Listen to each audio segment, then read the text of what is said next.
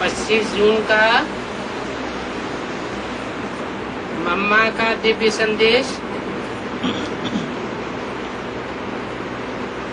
London में दादी गुलजार दादी के द्वारा। आज जैसे ही वतन में पहुंची तो बाबा सामने खड़े थे, लेकिन साथ में जैसे यहाँ गीत बजता है वैसे मीठा आलाप चारों तरफ से आ रहा था और बाबा सामने देख करके मुस्कुराए रहे थे। आलाप था, वाह लाडले बच्चे वाह, सिकील दे बच्चे वाह, ऐसे आवाज आ रहा था। और जैसे बाबा के सामने सभी बच्चे हैं, बाबा सभी बच्चों को देख करके मुस्कुराए रहे थे। मैं भी दूर से बाबा को मुस्कुराते हुए, बाबा के स्नेह का स्वरूप देखते हुए आगे बढ़ती रही। और जैसे ही मैं बाबा के सामने पहुंची तो बाबा ने कहा, आओ मेरे डबल लाइट, डबल पूज्य, डबल तख्त निवासी बच्चे आओ। वाह बच्चे, ऐसे फिर से आलाप आ रहा था। फिर बाबा ने कहा, देखा बच्ची, आज ये आलाप सुन रही हो? बाबा ने कहा, देखा, मैं एक सेकंड भी बच्चों को नहीं भूलता हूँ। हर श्वास, हर सेकंड में हर बच्चा याद है, इसलिए आज ये आलाप बज रहा है। फिर बाबा ने कहा, अच्छा बच्ची, आज क्या संदेश लाई हो? मैंने कहा, बाबा, आज आपके यूके के बच्चों की याद लाई हो। बाबा ने कहा, मैं तो सारा दिन एक एक बच्चे की माला जपता रहता हूँ। एक एक बच्चे को देख करके बाबा के मुख से निकलता है, वाह वाह मेरे समान बच्चे। मैंने कहा, हमारे श्वास संकल्प में भी तो बाबा ही है। तो बाबा ने कहा, कई बच्चों के श्वास और संकल्प में और भी कोई आ जाता है, लेकिन बाबा के श्वास संकल्प में वाह बच्चे, यही बात रहती है। क्योंकि मुझे पता है बच्चों का महत्व कितना बड़ा है। बाबा ने कहा, पता है यूके में कितनी आदमशुमारी है? किसी भी देश में कितनी आदमशुमारी हो, उसमें से बाबा को कितनों ने पहचाना है, वो तो जैसे मुट्ठी भर लोग हैं। उस मुट्ठी भर लोगों में मुझे लास्ट बच्चा भी इतना प्यारा है, जो बाबा हर एक बच्चे को क्या वर्णन करे।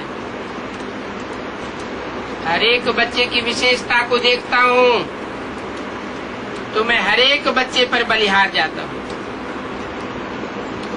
बाबा कभी भी बच्चों को भूल नहीं सकता है। भले बच्चे नटखट भी करते हैं,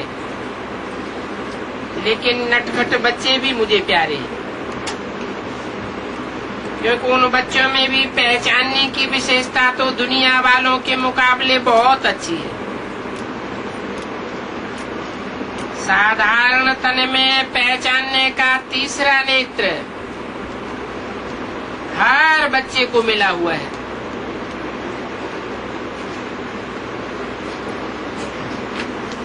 इस समय की बात बताई, हर बच्चे को तीसरा नेत्र मिला हुआ है। किस समय की बात बताई?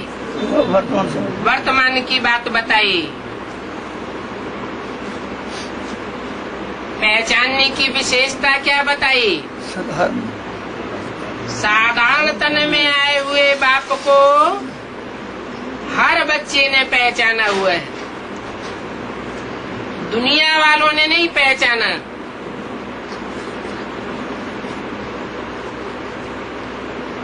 हर बच्चे को ये पहचानने का तीसरा नेत्र मिला हुआ है। तो आज बाबा बच्चों के प्यार में लवलीन थे। फिर हमने कहा बाबा आज हम मम्मा को भोग लगाने आए हैं। तो बाबा ने कहा मम्मा नंबर 1 का भोग लगाने आई हो।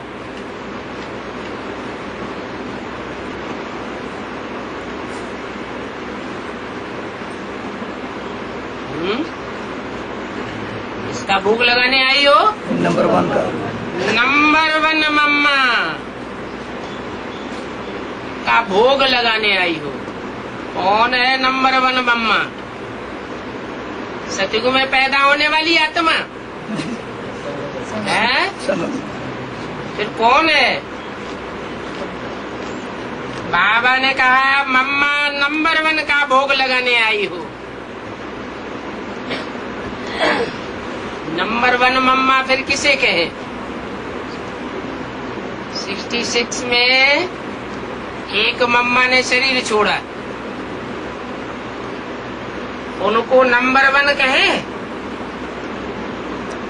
नंबर 1 माना नंबर 1 में भिन्न करने वाली। जैसे मम्मा ने भिन्न करके नंबर 1 पाया। उदाहरण किसका दिया? उदाहरण एक होता है और उदाहरण दूसरे के लिए दिया जाता है। तो उदाहरण दिया जैसे मम्मा ने भिन्न करके नंबर 1 पाया। कहाँ नंबर 1 पाया? बेसिक नॉलेज में नंबर 1 पाया या वर्तमान ने एडवांस नॉलेज में नंबर 1 पाया है? वर्तमान समय। ये यहाँ जैसे कह के उदाहरण दिया पास्ट वाली मम्मा का। तो उसने नंबर 1 बेसिक नॉलेज में पाया या एडवांस में पाया? बेसिक में पाया। तो जैसे मम्मा ने भिन्न करके नंबर 1 पाया है, ऐसे ही कहा कि अभी तुम बच्ची मम्मा नंबर 1 का भोग लगाने आई हो। है? क्यों? भोग किसका लगाया जाता है? वर्तमान की परंपरा अनुसार ब्रह्मा कुमार कुमारियों के बीच भोग किसका लगाया जाता है? जो जिंदा है या जिन्होंने शरीर छोड़ दिया? शरीर छोड़ दिया उनका भोग लगाया जाता है। अब यहाँ 2 मम्मा की बात कर दी। क्या? मम्मा ने कहा नंबर 1 मम्मा का भोग लगाने आई हो। जैसे मम्मा ने नंबर 1 भिन्न करके पाया। तो उदाहरण किया, उदाहरण दिया ओम राधे मम्मा का।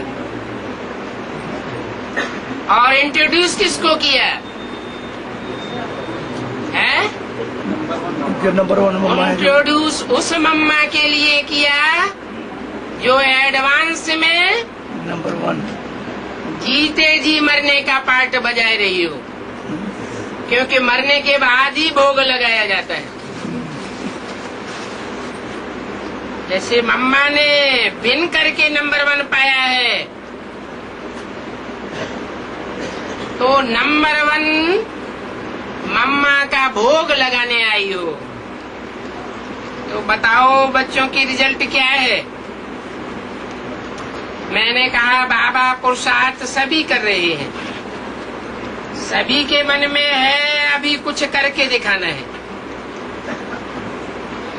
बाबा ने कहा मम्मा की एडवांस पार्टी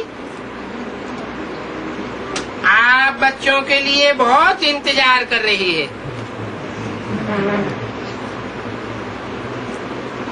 मैंने पूछा क्या इंतजार कर रही है? तो कहा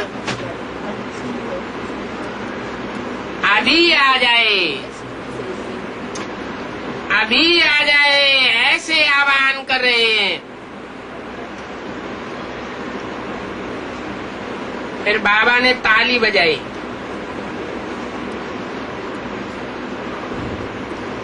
तो एक तरफ एडवांस पार्टी के सारे जो गए हैं वो आ गए, दूसरी तरफ हमारी सिर्फ दादियां और मुख्य भाई बहनें और अनन्य बच्चे आ गए। दोनों एक दो को देख करके मुस्कुरा रहे थे। बाबा ने कहा मम्मा को याद किया तो मम्मा अपनी पलटन के साथ आ गई।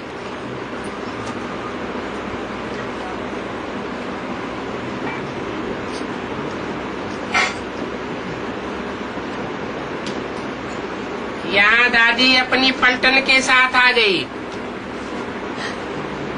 यहाँ, और वहाँ एडवांस पार्टी में मम्मा अपने पलटन के साथ आ गई। यहाँ दादी अपनी पलटन के साथ, दोनों ही ग्रुप एक दो को बहुत मुस्कुराए कर मिल रहे थे। बाबा ने कहा आपस में मिलो, तो सभी ने गले मिला। फिर दादी ने कहा अभी कब तक, अभी डेट बताओ। बाबा ने कहा बच्ची आपस में रूरिहान करो। मम्मा तो मुस्कुराती रही, लेकिन दीदी बोल रही थी। दीदी ने कहा आज हमको डेट बताओ।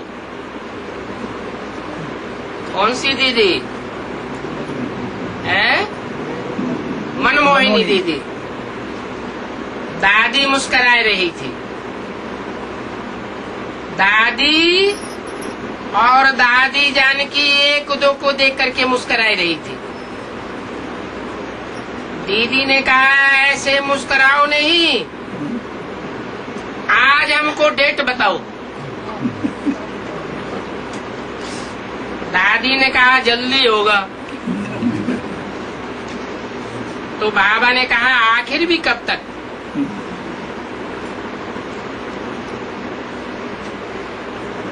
दीदी दादी से डेट पक्का पूछो।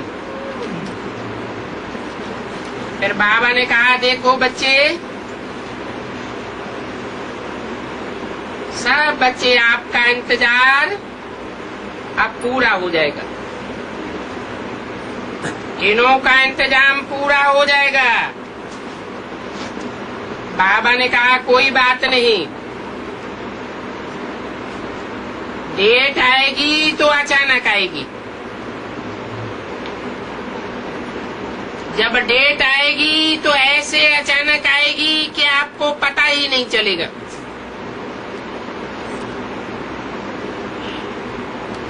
आज तो आप एक दो को मिलो। सभी एक दो से बातें कर रहे थे, मिल रहे थे, रौनक लगी हुई थी। कुछ देर बाद बाबा ने ताली बजाई तो दोनों ग्रुप बाबा के सामने पहुंच गए। बाबा ने कहा मम्मा आप भी कुछ बोलो।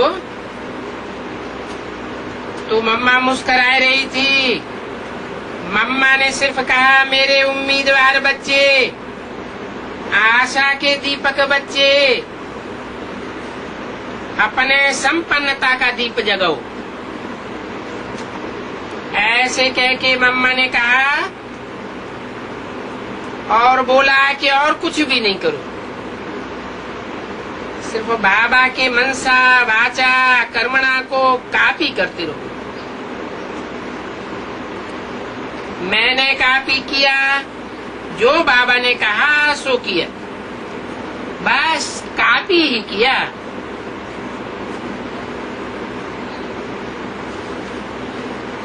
26/6/2006 की लंदन के संदेश का दूसरा पेज। तो आप बच्चे भी बस कॉपी करो और कुछ भी नहीं करो। जो भी कर्म करो पहले चेक करो बाबा के समान कर्म है।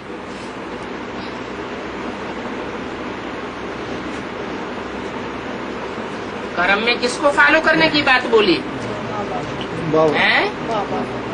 कौन से बाबा? ब्रह्मा बाबा को कर्म में फॉलो करने की बात बोली। जैसे बाबा मंजिल पर पहुंच गए, संपूर्णता का नंबर ले लिया, वैसे आप भी ले लो। बाबा ने कहा आज जो भी एडवांस पार्टी के आए हैं, आज मैं अपने हाथ से सभी को गिट्टी खिलाता हूँ। फिर बाबा के पास एक एक आया और बाबा के गले में हर एक समाता गया और हर एक बाबा ने हर एक बच्चे को भोग की गिट्टी खिलाई। फिर ग्रुप को मर्ज कर दिया, फिर हमें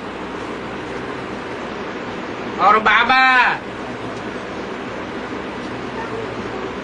हमें देखते रहे। बाबा ने कहा अच्छा बच्ची तुम यूके से आई हो। तो बाबा इन बच्चों की खातिरी तो करेगा ना। फिर बाबा ने ताली बजाई तो आप सब वहां इमर्ज हो गए। फिर बाबा ने कहा जैसे यहाँ आप रिट्रीट हाउस में आए हो, आज मैं भी आपको रिट्रीट कराता हूँ। पहले बाबा ने सभी को दृष्टि दी। सभी अर्ध चंद्रमा की तरह लाइन में एक दो के पीछे खड़े थे और सभी को बाबा दिखाई दे रहा था।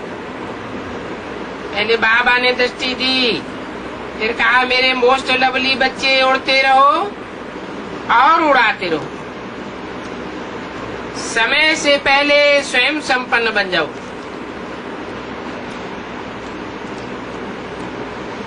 अच्छा अभी बाबा आपको वतन में सैर कराता है।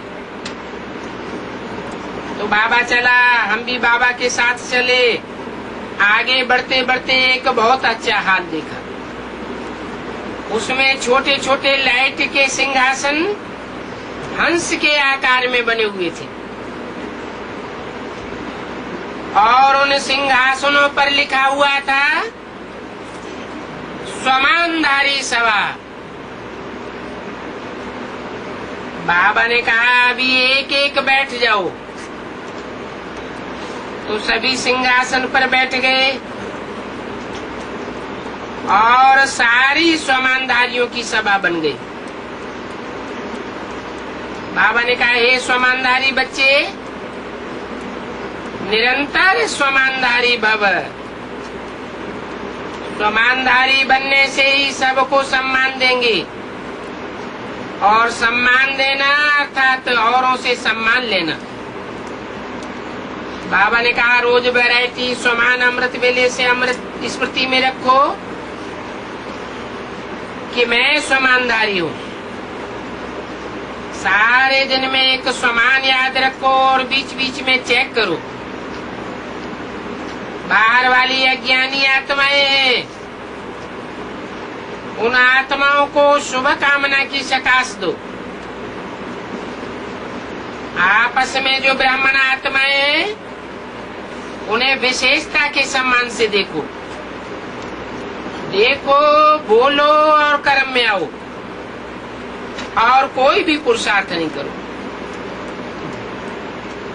बस एक ही पुरुषार्थ, स्वमान को नहीं भूलना है। सभी को सम्मान देना, स्वमान में रहना। और सम्मान देंगे तो माया को बीच में आने की मार्जिन नहीं मिलेगी।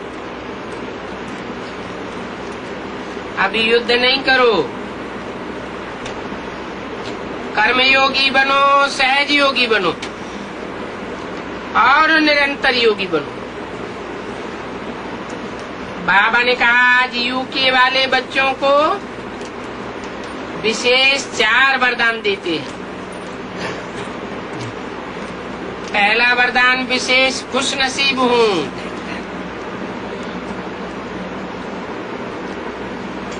दूसरा उसी की खुराक सदा खाते रहो तो हेल्दी बन जाएंगे। उसी के खजाने से खेलते रहो तो वेल्दी बन जाएंगे। और खुशी बांटो तो वरदानी महादानी बन जाएंगे।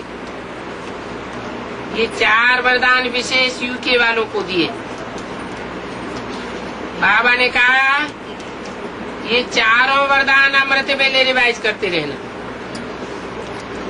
फिर बाबा ने कहा आज बच्चों को एक विशेष गिफ्ट देता हूँ, लेकिन उसे सदा यूज करना पड़ेगा। फिर इतने में गिफ्ट इमर्ज हो गई। एक कंगन में 8 भिन्न भिन्न रंग के हीरे चमक रहे थे।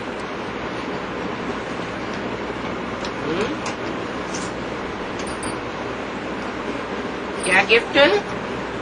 एक कंगन में 8 भिन्न भिन्न हीरे, 8 अलग अलग रंगों के हीरे चमक रहे थे।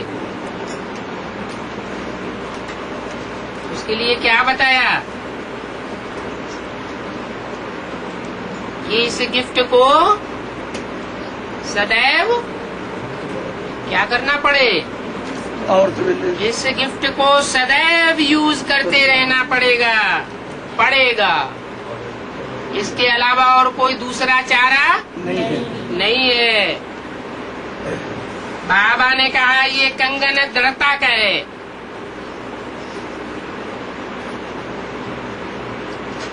दृढ़ता का ये मंत्र याद रखना कि संपन्न बनना है, संपूर्ण बनना है।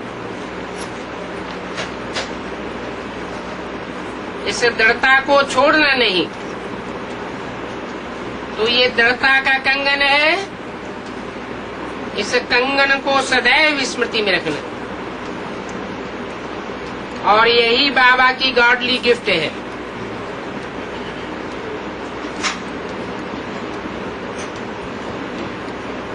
क्या गिफ्ट बताई?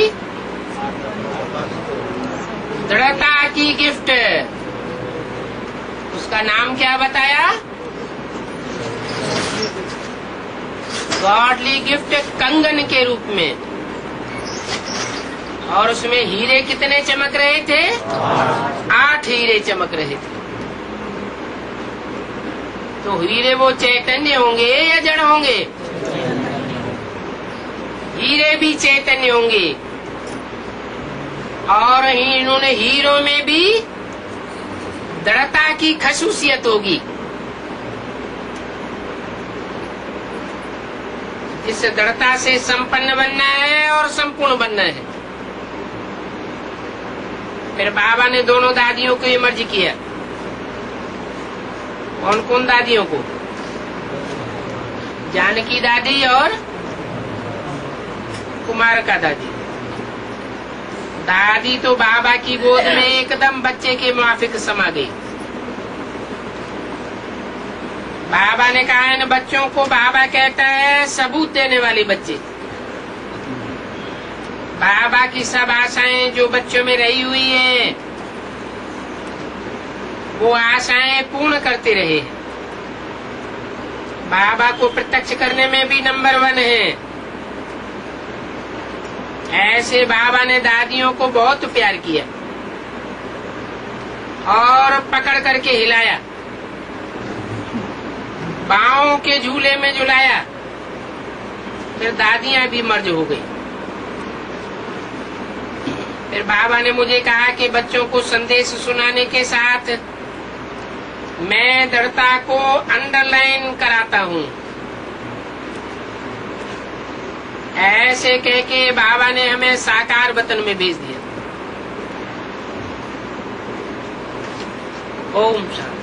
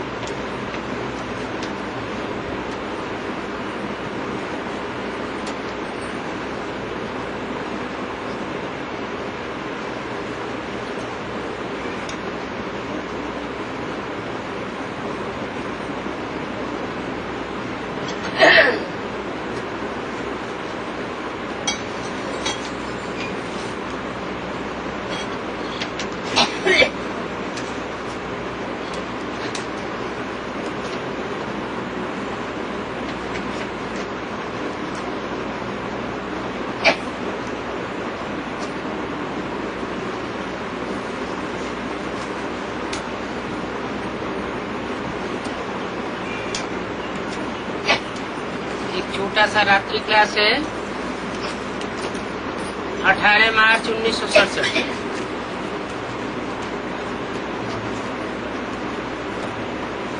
आज क्लास में चुनार प्रदर्शनी का समाचार सुना रहे थे, जिसकी ओपनिंग शंकराचार्य ने की थी।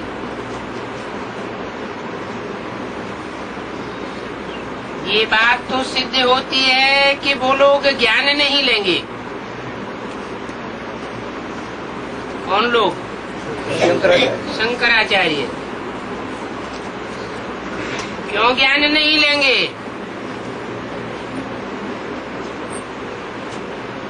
है? वो ज्ञान किस बात का देह अभिमान है? उनको अपने शास्त्रों की पढ़ाई का देह अहंकार है।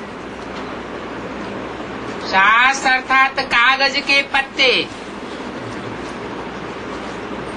उनको प्रवृत्ति मार्ग का ज्ञान सुनना नहीं है।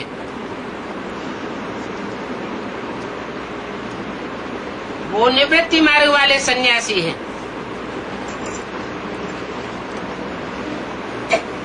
वो अपनी ही बातों में अटके हुए हैं, और वो है भक्ति मार्ग के शास्त्रों की अथॉरिटी।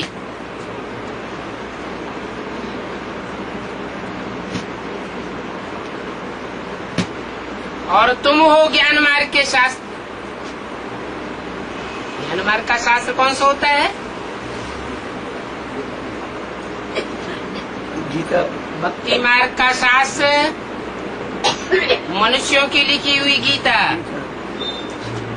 और सभी प्रकार के मनुष्यों के लिखे हुए शास्त्र।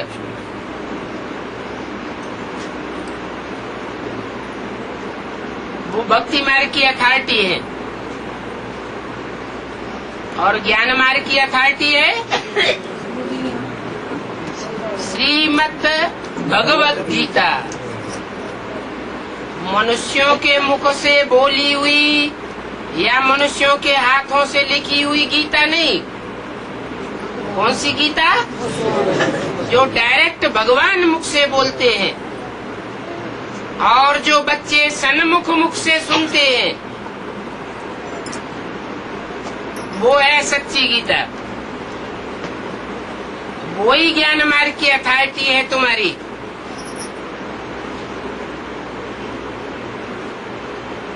तो ये अभी नहीं मानेंगे। ये मानवीय शास्त्रों की अथॉरिटी है, तुम्हारी बात नहीं मानेंगे।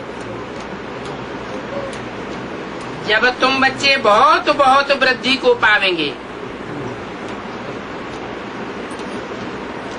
तब इनकी अकल में आवेगा। परंतु फिर भी कोशिश करनी है। इनको कुछ न कुछ बाप का परिचय देना है, क्योंकि रचयिता और रचना को तुम्हारी सिवाय कोई नहीं जानते हैं।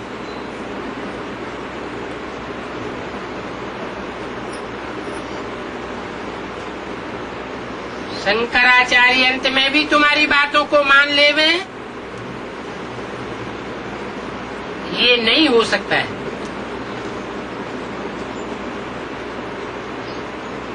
अंत तक भी तुम्हारी बातों को नहीं मानेंगे, तो कोशिश क्यों करनी है? फिर बुलाना ना मिले। वो लेना न मिले ये भी बात, लेकिन कोशिश इसलिए भी करनी है, इनको समझाने के बहाने कोई इनके साथ के दूसरे सुन सकते हैं। जैसे बाबा बोलते हैं, मैं तुम बच्चों को सुनाने आता हूँ, ये बीच में सुन लेता है। कौन? ब्रह्मा बाबा। ब्रह्मा बाबा। तुम धारणा में कच्चे रह जाते हो, ये धारणा में पक्का चला जाता है। तो फायदा किसको हुआ?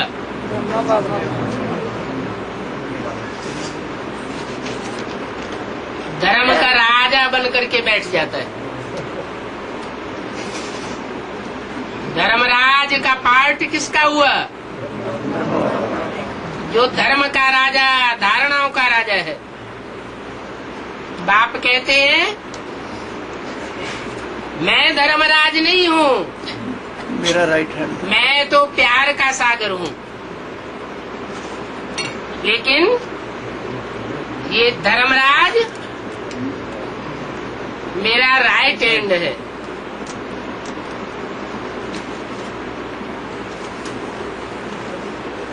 बोला,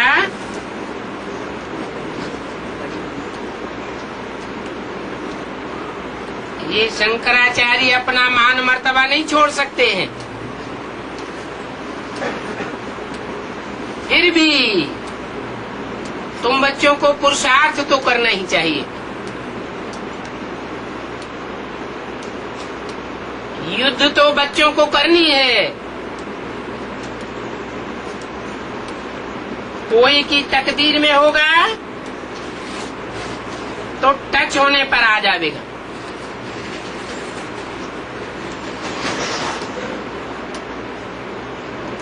कोई माना कौन?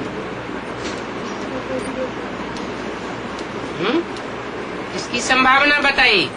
जिनके साथ रहने वाले शंकर, इसमें आश्चर्य नहीं खाना चाहिए। कहते भी है, कोटों में कोई और कोई में भी कोई।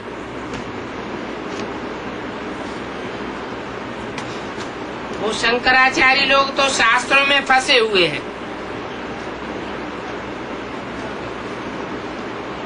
तुमको फिर अपनी ही आज की यात्रा में रात दिन लगे रहना चाहिए।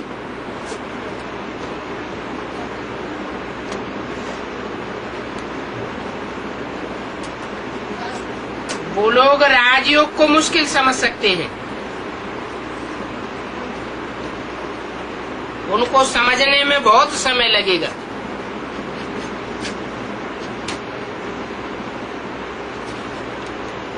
तुम चित्र में दिखावेंगे, कल्प वृक्ष सामने रखेंगे कि संन्यास धर्म फलाने समय में आता है।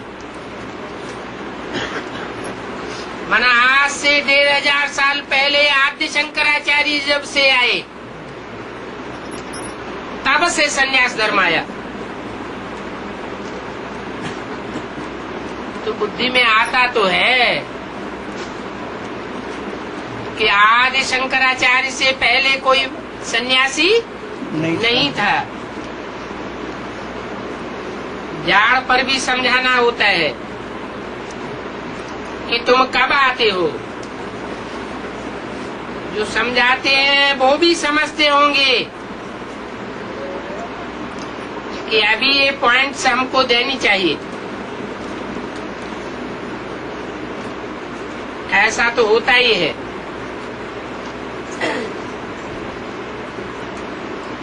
बच्चे तो वहाँ अच्छे ही हैं,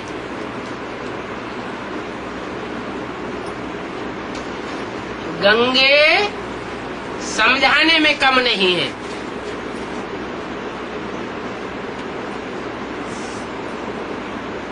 कौन सी गंगे? बेसिक नॉलेज में भी गंगे है और एडवांस नॉलेज में भी गंगे गंगे है। दोनों को दादी का पद मिला हुआ है, माने पुरानी है। वो गंगे दादी ने तो शरीर छोड़ दिया। कहाँ की इंचार्ज थी? कानपुर कौन से जोन की? कानपुर जोन की। और ये गंगे दादी जो एडवांस पार्टी में, उनके लिए भी बोला है। गंगा कानपुर से निकली। गंगा कहाँ से निकलेगी? कानपुर कानपुर से निकलेगी। एडवांस में इलाहाबाद से निकलेगी। कानपुर से गाय पूछ करके छोड़ दिया। सिर्फ इलाहाबाद कहा जाता तो भी ठीक, क्योंकि भक्ति मार्ग में तो इलाहाबाद तीनों नदियों का संगम है। कुंभ का मेला मनाया जाता है। कानपुर तो औद्योगिक शहर है, कोई मेला तो वहाँ नहीं लगता। फिर कानपुर का नाम क्यों ऐड कर दिया?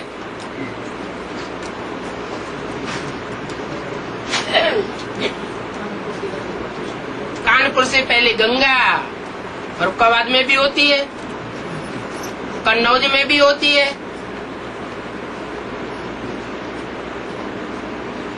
इलाहाबाद से आगे बनारस में भी होती है। वहाँ का नाम नहीं लिया। कहाँ का नाम लिया? कानपुर का। तो पुरानी है तो जरूर एडवांस सबसे पहले लिया होगा।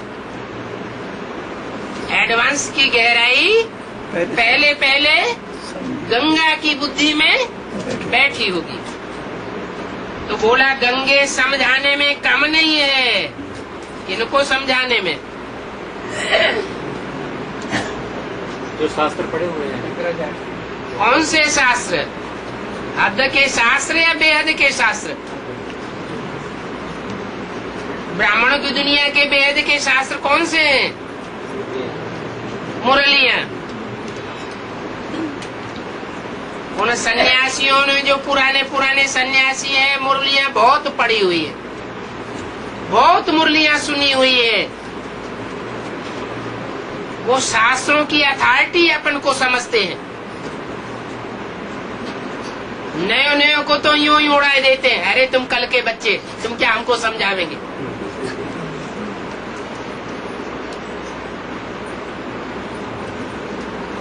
तो बाबा कहते गंगा समझाने में कम नहीं है।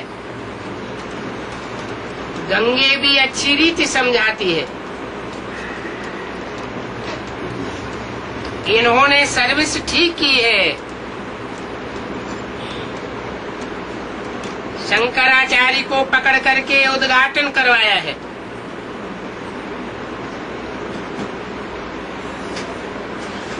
काय का उद्घाटन कराया है? प्रदर्शनी का। ये बहुत अच्छा किया।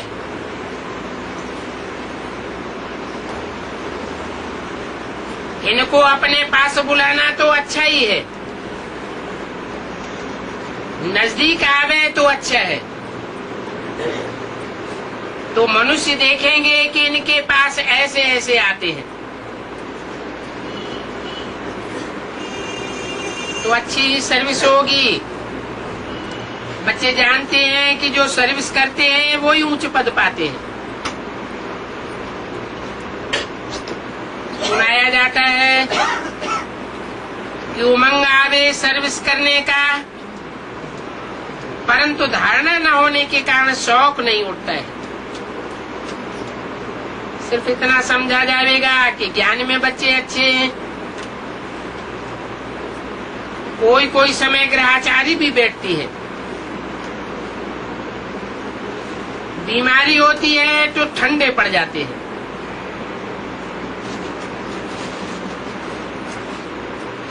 ये गुप्ता भी सर्विस का चातक है।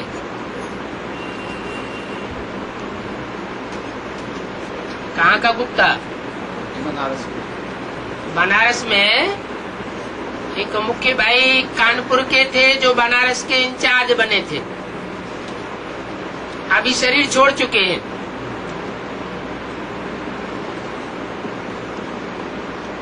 उनके लिए बोला ये गुप्ता भी सर्विस का छात्रक है, परंतु संपूर्ण तो अभी तक कोई भी नहीं बना है।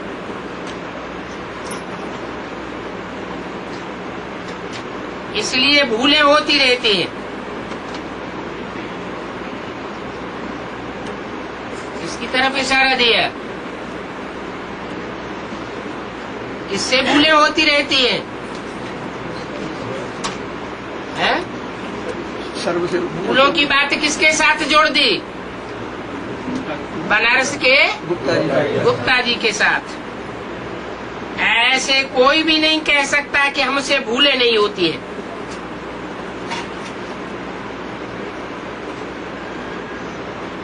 माया किसी को छोड़ती नहीं है। भूलें तो होनी है जब तक कर्मातीत अवस्था पर पहुंचा जावे। बाप के लिए तो कह नहीं सकते, क्या नहीं कह सकते? माया पकड़ नहीं पाते है? बनारस के गुप्ता जी के लिए कह सकते हैं, लेकिन बाप के लिए तो कह नहीं सकते हैं। क्या ये माया पकड़ ले माया बाप को पकड़ लेती है और भूलें कराती है। ये नहीं कह सकते। क्यों नहीं कह सकते बाप के लिए? है? अरे बनारस के गुप्ता जी के लिए कह सकते हैं, इतने पुराने भाई, और उनको भी निमित्त बना करके विद्वान पंडित आचार्यों की जो स्थली है बनारस, वहाँ उनको रखा गया। उनसे भूलें हो सकती हैं, लेकिन बाप के लिए नहीं कह सकते हैं। क्या कि भूलें होती हैं। भूलें हो सकती? क्यों? अथॉरिटी बैठी है, है? सुप्रीम सोल उसमें बैठा है इसलिए। हाँ, क्योंकि सुप्रीम सोल का नाम क्या है? Ever pure. शिव नाम है, प्योर नाम नहीं है। एवर प्योर ये नाम नहीं है, उनका नाम है शिव। नाम किस आधार पर पड़ता है? काम के आधार काम के आधार पर। माना उन्होंने जो भी काम किया, कल्याण जो भी कदम उठाया, जो भी वाचा बोली, जहाँ भी दृष्टि डाली, ये नहीं कहेंगे उनकी कुदृष्टि है। ये नहीं कहेंगे उन्होंने जो वाचा बोली वो दुष्ट वाचा बोली। जो भी कर्म किया वो कुकर्म किया, ये नहीं बाप के लिए कहा जा सकता। जो भी करते हैं कल्याणकारी करते हैं, जो भी बोलते हैं कल्याणकारी बोलते हैं, जो भी संकल्प करते हैं वो कल्याणकारी संकल्प होता है। तो बाप के लिए नहीं कह सकते, बाकी तो सब पुरुषार्थी है।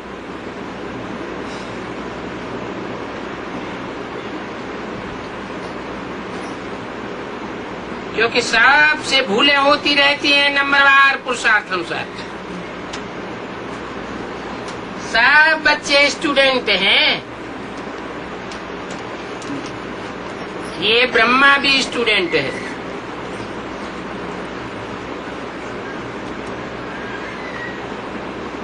हैं? ब्रह्मा की सोल अभी तक भी स्टूडेंट है क्या? ये वाणी तो 67 की है, उस समय स्टूडेंट रहे होंगे, अभी तो स्टूडेंट नहीं होना चाहिए। है? एडवांस नॉलेज में अभी भी स्टूडेंट है। एडवांस नॉलेज में मुख्य मुद्दा ज्ञान का कौन सा है? गीता का भगवान कौन? मुख्य मुद्दा है अभी भी जो ब्रह्मा के लिए भी पहली बन करके रहा हुआ है। गीता का भगवान साकार में कौन है? निराकार में तो कह देंगे बिंदु, बिंदु। लेकिन साकार में गीता का भगवान कौन?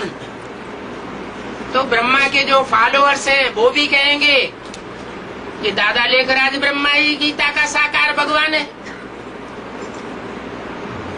और ब्रह्मा की भी बुद्धि में यही बात है। यही बात जमी रहती है कि गीता का भगवान आखिरी में कृष्ण ही होता है। लेकिन नहीं, बाप कहते हैं साकार में गीता का भगवान चाहिए। गीता माता और गीता पति भगवान। माता साकार होती है या निराकार होती है? साकार होती है। माता साकार ही होती है। और माता जब साकार होती है तो बाप भी साकार में, तो उस माता में बीज बोने वाला बाप भी साकार में चाहिए। यज्ञ के आदि में भी माता साकार थी और बीज बोने वाला भी साकार था। साकार में था, भल निराकार उसमें प्रवेश हुआ। तो गीता का भगवान गीता पति भी साकार में चाहिए। दूसरी बात, सुप्रीम सोल ज्योति बिंदु आत्माओं का बाप है। बिंदु बिंदु आत्माओं का बाप। आत्माएं आत्माएं आपस में भाई भाई, कोई दूसरा संबंध नहीं बनता। बिंदु बिंदु आत्माओं का सुप्रीम सोल बाप के साथ कोई दूसरा संबंध नहीं बनता। भाई भाई के सिवाय, भाई बहन भी नहीं, भाई भाई। जब साकार में प्रवेश करते हैं तो दूसरे संबंध बनते हैं। उनमें एक संबंध है पति का भी। तो साकार में प्रवेश करने के बाद कहा जाता है गीता पति भगवान। नहीं तो निराकार में ज्योति बिंदु को पति नहीं कहा जा सकता। तो इस आधार पर भी साबित होता है कि गीता माता भी साकार में चाहिए और गीता पति साकार में भगवान भी चाहिए।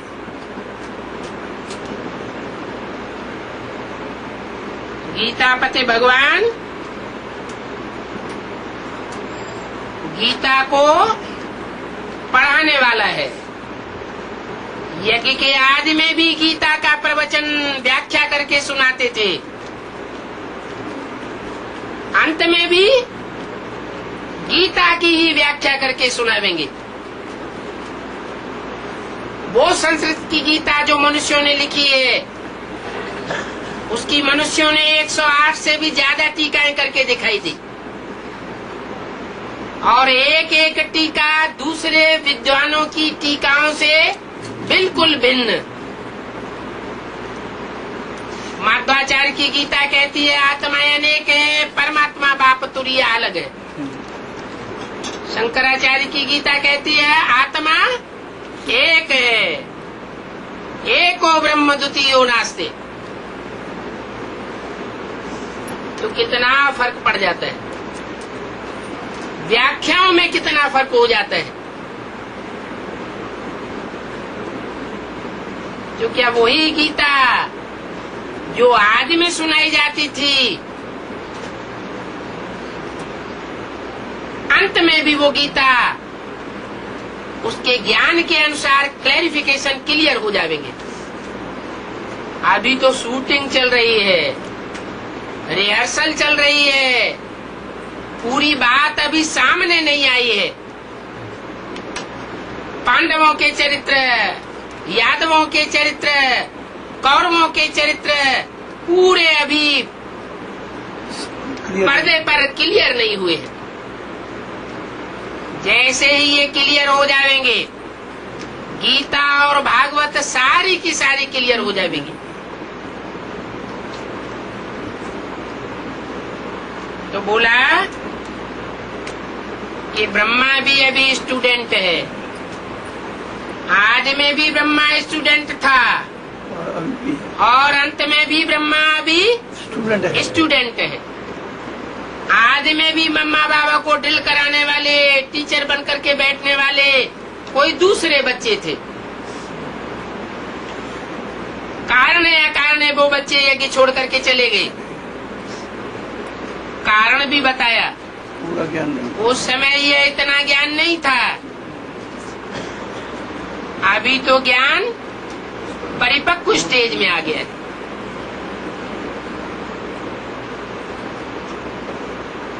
अभी ज्ञान की संपूर्णता बुद्धि में समाई जाती है, नंबरवार बच्चों की बुद्धि में। तो जिन बच्चों की बुद्धि में ये बात बैठती जाती है वो जानते हैं, पहचानते हैं कि गीतापति भगवान का साकार रूप कौन है।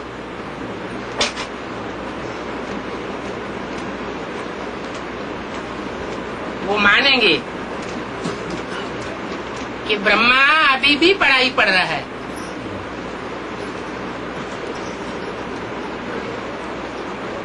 ब्रह्मा को स्टूडेंट ही कहेंगे,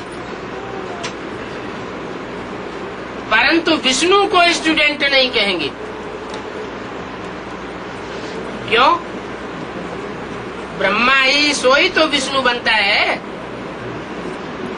तो विष्णु को स्टूडेंट क्यों नहीं कहेंगे?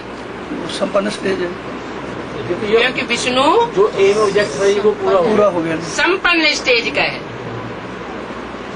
स्वीकार कर लेता है क्या गीता का भगवान, कि गीता का भगवान साकार में कौन है। शिव शंकर। सर्विस का समाचार सुनाना अच्छी बात है। सर्विस करने का शौक बच्चों में जागेगा। सर्विस का शौक न होने से पद भ्रष्ट हो जाएगा।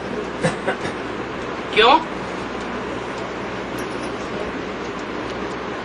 कोई ज्ञान बहुत अच्छा उठाता है, धारणा बहुत अच्छी करता है, याद भी बहुत अच्छी करता है, लेकिन सेवा उतनी अच्छी नहीं करता है, तो पदभ्रष्ट क्यों हो जाएगा?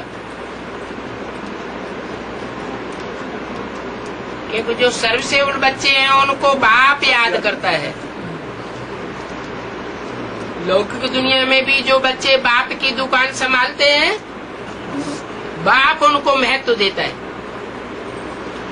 जास्ती याद करता है, प्यार देता है। यहाँ भी पारलौकिक बाप सर्वसेवक बच्चों को बहुत याद करते हैं। सारी दुनिया बाप को याद करती है और बाप अपने सर्वसेवक बच्चों को याद करते हैं। तो जो सर्विस नहीं करते हैं उनको ताकत कैसे मिलेगी? ताकत नहीं मिलेगी तो माया की लड़ाई में फेल हो जाएंगे, पथभ्रष्ट हो जाएगा। ये राजधानी स्थापन हो रही है, माना? राजधानी की याद क्यों दिला दी? हर तरह से राजधानी में हर तरह के चाहिए, नंबरवार होंगे। राजधानी में राज्याधिकारी भी होंगे, ऊंचे से ऊंचे। राजा का पद पाने वाले भी होंगे, रानियों का पद पाने वाले भी होंगे, महाराजा बनने वाले भी होंगे, दास दासी बनने वाले भी होंगे, और राजाओं के राजकाज में विशेष सहयोग देने वाले बड़े बड़े साहूकार भी होंगे। फर्स्ट क्लास साहूकार प्रजा, सेकंड क्लास साहूकार प्रजा। तो ये राजधानी स्थापन हो रही है। आगे चल करके ये सभी बातों का पता पड़ जाएगा। किन बातों का? कौन महाराजा बनने वाले हैं, कौन महारानी बनने वाली है, कौन राजाएं हैं, कौन रानियां हैं, कौन राज्य अधिकारी है। कौन बड़े बड़े साहूकार बनने वाले हैं, कौन दास दासी बनने वाले हैं और कौन चांडाल बनने वाले हैं। मुख्य कौन कौन राजाई में आवेंगे ये सब पता पड़ जाएगा। यहाँ ही तुमको समझ मिल जाएगी कि राजधानी कैसे स्थापन होती है। राजधानी प्रैक्टिकल में स्थापन होगी या अगले जन्म में ही स्थापन होगी? अभी प्रैक्टिकल में होगा। प्रैक्टिकल में इसी जीवन में राजधानी स्थापन होनी है।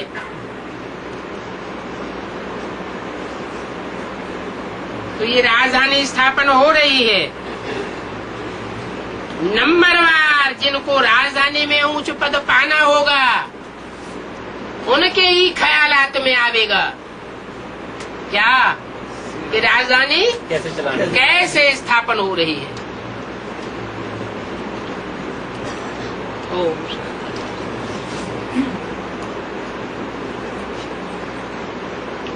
यह है 19 मार्च 67 की प्रातः क्लास। बच्चे जो प्रदर्शनी का समाचार लिखते हैं वो समाचार सभी मुख्य सेंटर्स वाले कैसे सुने, उसका भी कोई प्रबंध होना चाहिए। जैसे बनारस की तरफ चुनार गांव में प्रदर्शनी की ओपनिंग शंकराचार्य के द्वारा कराई गई।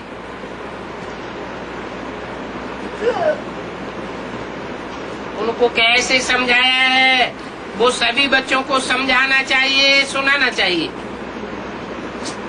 मुख्य मुख्य जो महारथी सर्विसेबल बच्चे हैं उनको कैसे पता पड़े सो राय निकालनी चाहिए।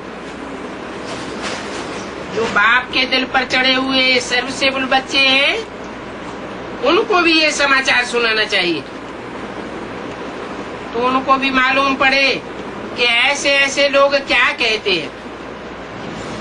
उनको कैसे समझाना चाहिए। जो सर्विसेबल बच्चे होंगे उनका ही विचार चलेगा कि प्रदर्शनी की ओपनिंग किससे करावे। वो तो जड़ प्रदर्शनी है और एडवांस में चैतन्य प्रदर्शनी। राजधानी तैयार होगी तो राजधानी में मुख्य मुख्य जो ऊंचे पद पाने वाले हैं उनके चेहरे स्वतः ही प्रत्यक्ष होंगे, लेकिन प्रत्यक्षता करने के लिए भी कोई न कोई निमित्त बनेंगे। तो जो निमित्त बनेंगे उनसे फिर उद्घाटन कराना है। कोई न कोई तो निमित्त बनेंगे। किससे ओपनिंग करावे, कैसी कैसी पॉइंट सुनानी चाहिए जिससे मनुष्यों की बुद्धि में बैठ जावे। अगर ऐसे ऐसे शंकराचार्य जैसे मनुष्य समझ जावे तो कहेंगे कि ये नॉलेज तो बहुत ऊंची है। जरूर इस नॉलेज को पढ़ाने वाला कोई तीखा होगा।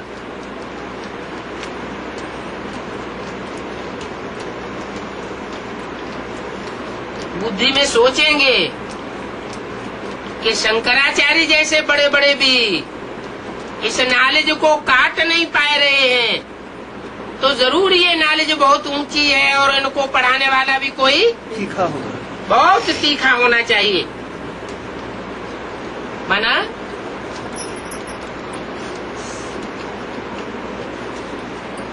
नॉलेज सामने आवेगी, नॉलेज को सामने रखने वाले बच्चे भी सामने आवेंगे, लेकिन जो नॉलेज देने वाला है वो उन बड़े बड़े शंकराचार्यों के सामने गुप्त ही रहेगा।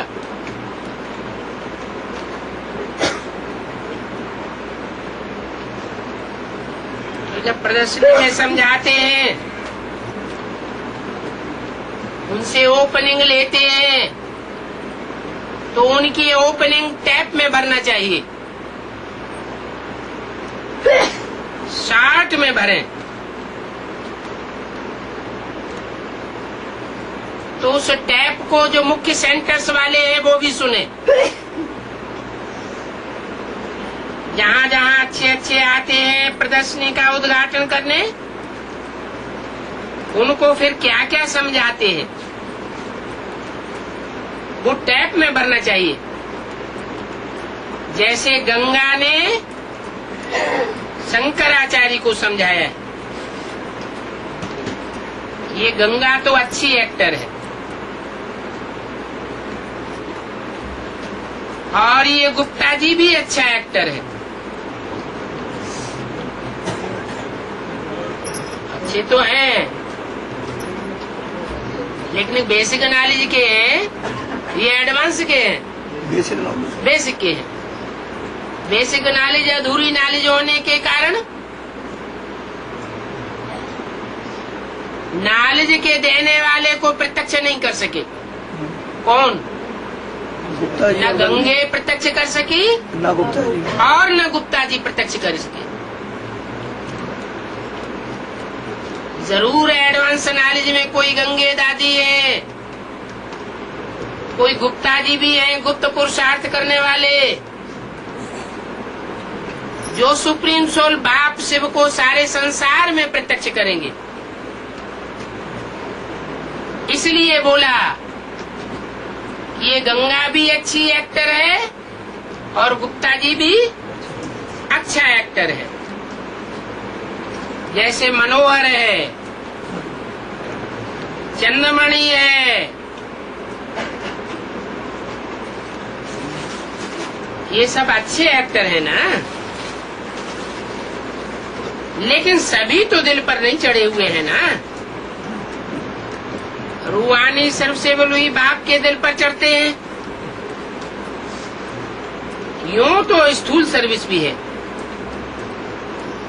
परंतु बाबा का अटेंशन रूहानी सर्विस पर जाएगा। जो बहुतों का कल्याण करते हैं,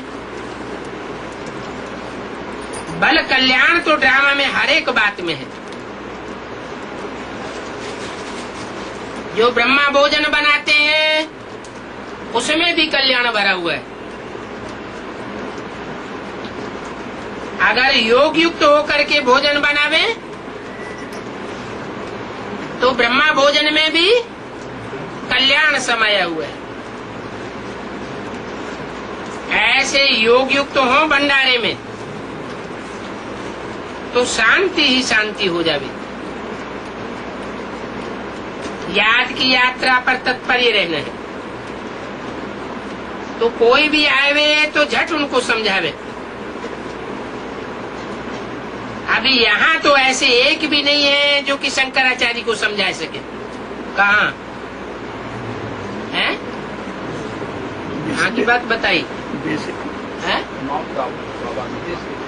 हाँ, वहीं तो बैठ के वाणी चलाते थे उसी समय की बात। अभी यहाँ तो ऐसे एक भी नहीं है जो शंकराचार्य को समझा सके। क्यों? वो शिव का मंदिर नहीं है क्या? मधुबन मधुसूदन की भूमि नहीं है क्या? है तो शिव का मंदिर, क्योंकि शिव बाबा मधुबन में ही आकर के मुरली चलाते हैं। लेकिन शास्त्रों में यादगार दिखाया हुआ है कि शिव के मंदिर में कबूतर भी होते हैं और कंठी वाले तोते भी होते हैं, और कभी कभी कंठी वाले तोते भी दिखाई देते हैं। जो कबूतर होते हैं वहाँ परमानेंट अपना घोंसला बनाकर रहते हैं और शिवलिंग के ऊपर ही गंध करते रहते हैं। उनके मुख से ज्ञान की आवाज नहीं निकल पाती जो चारों तरफ आवाज कर देवे। गले में आवाज रुंध करके रह जाती है। और तोते क्या करते हैं? थोड़ा आकर के मंदिर में बैठ करके कथा सुनते हैं और चारों तरफ जाकर के आवाज कर देते हैं। उनको ज्ञान की कंठी दिखाई जाती है। तो बाबा भी मुरली में कहते हैं, जो अच्छे अच्छे सर्विसेबल बच्चे हैं उनको बाबा फिर यहाँ रहने नहीं देते हैं। कहाँ? माउंट आबू में नहीं रहने देते। जाओ उड़ो, सेवा करो।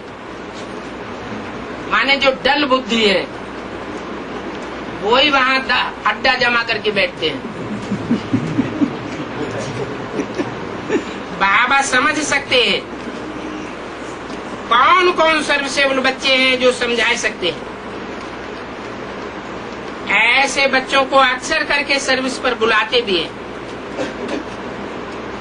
तो बाप के भी वो सर्विस करने वाले बच्चे दिल पर चढ़ते रहते हैं।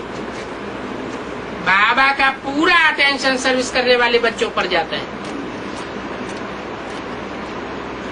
यहाँ तो भले सन्मुख वाणी सुनते हैं, परंतु समझ कुछ भी नहीं सकते।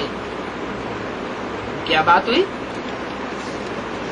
वाणी के लिए तो बोला है, जो सन्मुख सुनते हैं वो फर्स्ट क्लास माल है।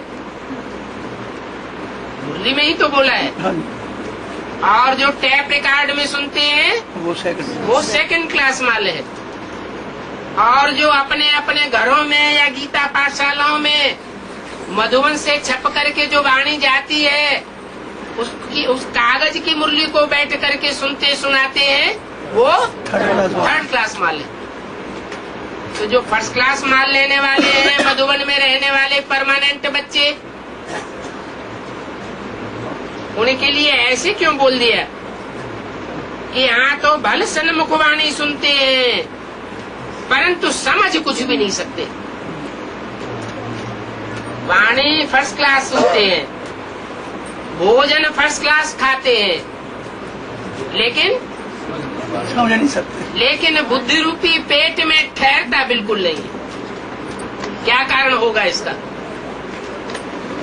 कोई कारण तो होना चाहिए, है? यही होगा कि हम तो बाबा के साथ ही रहते हैं, हमारा तो नंबर लगने वाला ही है जी। हाँ, उनकी बुद्धि में ये रहता है कि साकार हमको गीता का ज्ञान सुनाए रहा है। उनकी बुद्धि ब्रह्मा की गोद में लगती है। उनकी बुद्धि ब्रह्मा की देह में लगती है। मुरली जो सुनाई जाती है उस मुरली की गहराई को नहीं पकड़ते। गोद अर्थात कोख। बाबा की वाणी सुनते समय जो बाबा के चेहरे को ही देखते रहते हैं, मुख से निकली हुई वाणी पर जिनका ध्यान ही नहीं जाता, वो कुखवंशावली हुए या मुखवंशावली हुए? वो कुखवंशावली ब्राह्मण है। इसलिए उनकी बुद्धि में ज्ञान के पॉइंट्स जो शिव की सोल सुनाती है वो बैठ नहीं सकते। तो भल सन्मुख वाणी सुनते हैं लेकिन उसका असर उनके ऊपर नहीं होता है।